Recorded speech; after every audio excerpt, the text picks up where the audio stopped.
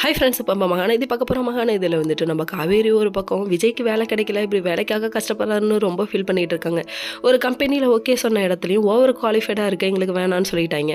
என்ன தான் பண்ணுறதுன்னு தெரியலேன்னு விஜய் ஒரு பக்கம் தன்னன் முழிக்க என்னால் தான் இவ்வளோ கஷ்டப்படுறாருன்னு மறுபடியும் பேச ஆரம்பிச்சிருச்சு.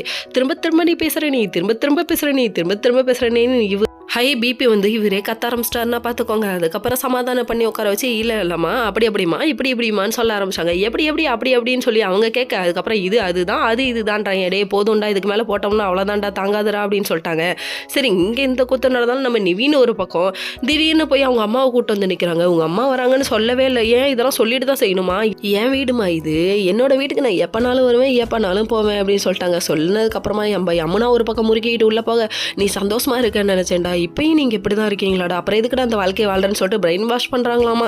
எல்லாம் அவன் செயல் அப்படிங்கிற மாதிரி ரியாக்ஷன் வேறு மாதிரி விட்டு போகிறாரு நம்ம நிவின். பாவங்க நம்ம நிவின் இவ்வளோ நாளாக பொண்டாட்டிக்கிட்ட மாட்டிட்டு முழிச்சாரு, இப்போ அம்மா போயிட்டு மிதி வாங்க போகிறாரு. பாவண்டா தம்பி, ரொம்ப கஷ்டப்படுறாரு அப்படிங்கிற மாதிரி ஆயிடுச்சு.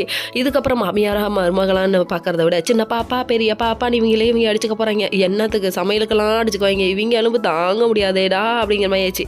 இங்கே எந்த கூத்து நடந்தாலும் நம்ம குமரனை ஒரு பக்கம் நம்ம கங்கா வெளியே விட மாட்டேங்கிறாங்க. வீட்டுக்கு போகிறேன்னு சொன்னால் விடவே மாட்டேங்கிறாங்க. வேலையெல்லாம் நான் முடிச்சிட்டேன்னு சொல்ல, நீங்கள் அங்கே போனால் விஜய்க்கு வேலை செஞ்சு கொடுப்பீங்க, நீங்கள் போகவே தேவையில்லை அப்படின்றாங்க. விஜய் ஏன்ப்பா நீ வேத்தாளா பார்க்குற, சகலை விசஸ் ரகலைப்பா, நீ ஏன்ப்பா இப்படி பண்ணுற அப்படிங்கிற மாதிரி ஆயிடுச்சு.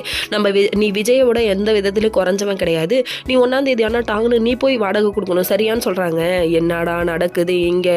அங்கே வந்துட்டு காவேரி ஒரு பக்கம் விஜய்க்கே தெரியாமல் பர்சல் காசு வைக்கிறாங்களாமா. கேட்டால் நான் என்ன ஒன்றுமே இல்லைன்னு நினச்சேன், நான் பாருங்க என்கிட்ட கார்டு இருக்குன்னு சொல்லிட்டு எடுத்து காமிக்கிறாராமா. வேற லெவல். இவ்வளோ நாள் சம்பாரிச்சாலாம் எதுக்கு?